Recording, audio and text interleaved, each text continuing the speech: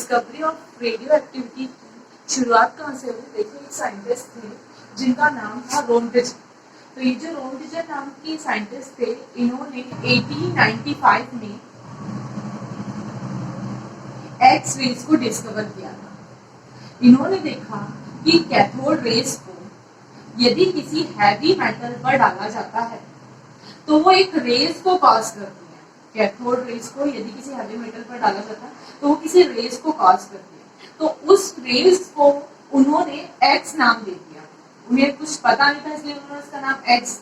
उसके बाद धीरे धीरे इसकी प्रॉपर्टी की डिस्कवरी, तो उन्होंने देखा कि ये जो एक्स रेज होती है, यदि ब्लैक मोटे पेपर पर यदि इस एक्स रेज को पास कराया जाए तो भी ये उसे भी पास कर जाती है। एक साइंटिस्ट और थे हेनरी बैकुलर। हेनरी बैकुलर नाम के जो साइंटिस्ट थे, उन्होंने सोचा, उस समय वो रिसर्च कर रहे थे ल्यूमिनस सब्सटेंस पर। ल्यूमिनस मटेरियल, ल्यूमिनस सब्सटेंस ऐसे सब्सटेंस होते हैं जो कि अपने में से लाइट को रिलीज करते हैं। तो ये 2 टाइप के होते हैं।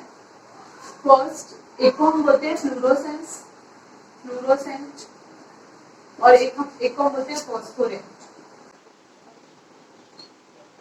फ्लूरोसेंट वो मटेरियल होते हैं जिन पर कि यदि लाइट डाला जाए तो वो फ्लूरोसेंस को कॉज करते हैं, मतलब ब्राइटनेस को कॉज करते हैं। जैसे आपने देखा होगा कि कुछ सब्सटेंस होते हैं, जैसे आपने देखा होगा कि नोट होता है, उस नोट के ऊपर यदि आप लाइट को डालेंगे तो लाइट को डालने पर वो उसमें ब्राइटनेस आती है, उसमें चमक आती है।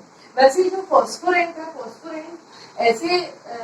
फॉस्फोरेंट ऐसे मटेरियल होते हैं जिन पर कि यदि एक बार लाइट डाल दी जाए, उसके बाद वहां से उस लाइट वाले प्लेस से उसको हटा भी देंगे तो भी उसमें ब्राइटनेस बनी रहती है। ऐसे सब्सटेंस को हम बोलते हैं फॉस्फोरेंट। तो हेनरी बैकुलर जो थे वो ल्यूमिनस सब्सटेंस पर रिसर्च कर ही रहे थे। तो उन्होंने सोचा कि यदि ये जो उस टाइम ये रिसर्च इनको बहुत अमेजिंग लगी, तो इन्होंने सोचा कि क्यों ना ल्यूमिनस सब्सटेंस जो होते हैं, जो अपने में से खुद ही लाइट रेडिएशन को इमिट कर रहे हैं, तो उन्होंने कहा कि इसमें से जो ल्यूमिनस सब्सटेंस में से जो रेज निकल रही हैं, उस रेज को भी ऐसे ही ब्लैक मोटे पेपर से पास हो जाना चाहिए, जैसे कि एक्स रेज पास हो जा रही हैं। तो उन्होंने क्या किया कि एक ब्लैक मोटा पेपर लिया, एक फोटोग्राफी प्लेट ली, और इस फोटोग्राफी प्लेट के ऊपर उन्होंने एक ब्लैक पेपर को रखा, और इस ब्लैक पेपर के ऊपर उन्होंने ये फॉस्फोरेंट और फ्लूरोसेंट मटेरियल को रखा। उसके बाद उन्होंने देखा कि ये मटेरियल जब उन्होंने इस ब्लैक पेपर पर रखा तो फोटोग्राफी प्लेट जो थी वो बिल्कुल भी अफेक्टेड नहीं हुई। एक दिन उन्होंने क्या किया कि ऐसे ही इसके अंदर ये फोटोग्राफी प्लेट थी और ये ब्लैक पेपर रखा हुआ था, और ऐसे ही उन्होंने यूरेनियम को इस पर रख दिया। तो उसके बाद उन्होंने देखा कुछ टाइम बाद कि वो जो फोटोग्राफी प्लेट थी वो उस पर कुछ ऐसे उन्हें डॉट्स मिले, धब्बे मिले, अफेक्टेड हुई उनकी फोटोग्राफी प्लेट। तो उनको ये समझ में आया कि ये जो यूरेनियम सब्सटेंस उन्होंने रखा था इसके अंदर, उसमें से कुछ रेडिएशन जो है वो इमिट हो रही है, कुछ रेज निकल रही है, और वो रेज इस ब्लैक पेपर को पास करती हुई फोटोग्राफी प्लेट तक आ रही है, इसीलिए फोटोग्राफी प्लेट अफेक्टेड हुई। तो ऐसे किसकी डिस्कवरी हुई? Discovery of radio activity.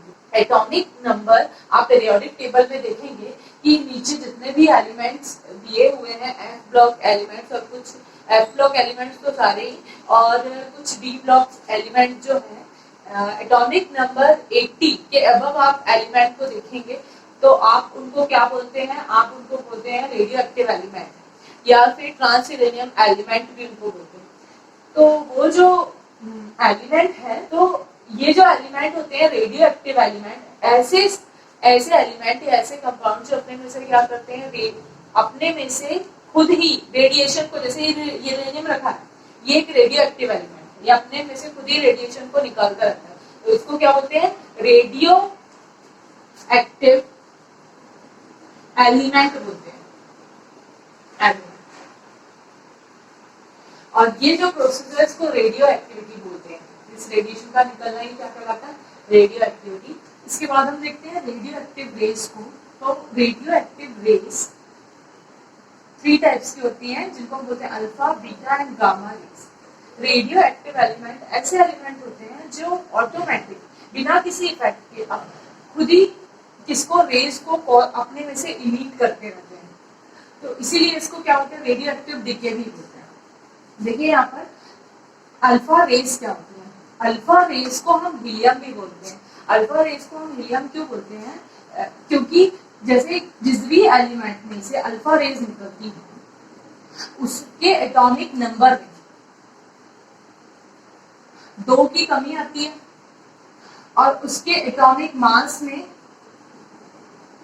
4 की कमी आती है, जो कि किसके इक्वल है, हीलियम के इक्वल है। और यदि ये अल्फा रेज जो है इनको यदि 2 इलेक्ट्रॉन दे दिए जाए तो ये हीलियम गैस में कन्वर्ट भी हो जाती है। ये हमारा पेरेंट एलिमेंट था। जब इसके एटॉमिक नंबर में 2 की और एटॉमिक मास में 4 की कमी आती है तो ये किसमें कन्वर्ट हो जाता है, ये थोरियम में कन्वर्ट हो जाता है। ये हमारा पेरेंट न्यूक्लियस था, उसके बाद जो न्यूक्लियस बना वो ये था थोरियम। मतलब यूरेनियम से क्या बन जाएगा, थोरियम। यूरेनियम थोरियम में कन्वर्ट हो जाएगा और अपने में से अल्फा रेज को इंक्रीज कर देगा। ये भी बहुत हाई फ्रिक्वेंसी, हाई एनर्जी और हाई फ्रिक्वेंसी वाली ये रेज होती है। इसके बाद बीटा रेज क्या होती है, बीटा रेज जो होती है वो नेगेटिवली चार्ज होती है। जब किसी रेडियो एक्टिव एलिमेंट पर एक इलेक्ट्रॉन जुड़ जाता है तब वो किसमें कन्वर्ट होती है, तब वो बीटा रेज बनाती है। जैसे ये रेडियम है, इसका एटॉमिक नंबर 88 है, इस पर जब एक इलेक्ट्रॉन अटैच हो जाएगा तो ये एक्टिनियम में कन्वर्ट हो जाती है और जो रेज को कॉज करती है उसको हम बोलते हैं बीटा रेज या नेगेटिव चार्ज रेज बोलते हैं। इसको ऐसे भी रिप्रेजेंट किया जाता है कि बीटा -1 जी। गामा रेज क्या होती है, गामा रेज होती है वो न्यूट्रल नेचर की होती है। जैसे एक्स रेज जो होती है वो न्यूट्रल नेचर की होती है, वैसे ही गामा रेज भी न्यूट्रल नेचर की होती है। और इसमें इसके न्यूक्लियस में कोई भी चेंजेस नहीं आएगा, ना तो इलेक्ट्रॉन निकलेगा, ना प्रोटॉन, ना कुछ ऐड होगा। Gamma rays radio active substance, ऐसे सब्सटेंस जिनके न्यूक्लियस में जब रेज निकलेंगी, रेडियो एक्टिव रेज निकलेंगी और उनके न्यूक्लियस में कुछ भी चेंज नहीं आएगा तो कौन सी होगी, वो गामा रेज होगी। इसलिए वो न्यूट्रल नेचर की होती है और सबसे ज्यादा हाई फ्रिक्वेंसी की होती है गामा रेज। और ये किसको भी कॉज करती है, यदि ये स्क्रीन पर आ जाए तो ये कैंसर को भी कॉज करती है।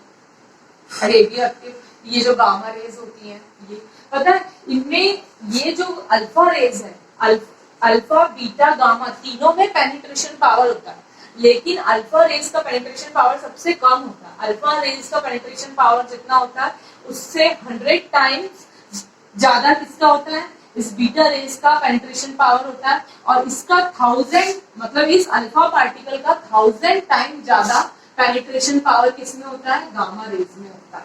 और बहुत ही हाई एनर्जी वाली ये रेज होती है। इनके बहुत यूज भी हैं, अभी तो मॉडर्न युग में तो इनके बहुत ज्यादा यूजेस हैं और डेवलपमेंट में ये बहुत ही सपोर्टिव है ये रेज। ये हार्मफुल भी है पर यूजफुल भी है। जैसे एक्स रेज होती है, एक्स रेज का यूज आपको पता है कि किसी भी इंटीरियर स्ट्रक्चर की स्टडी करने में एक्स रेज का यूज किया जाता है। ये एक्स रेज जो होती है आपको पता है ना कि बोन्स तक भी ये पहुंच सकती है, स्किन को पेनिट्रेट करके उसके अंदर चले जाती है और हमें किसका स्ट्रक्चर देती है, बोन्स का भी स्ट्रक्चर देती है। तो ये थी रेडियोएक्टिव रेज।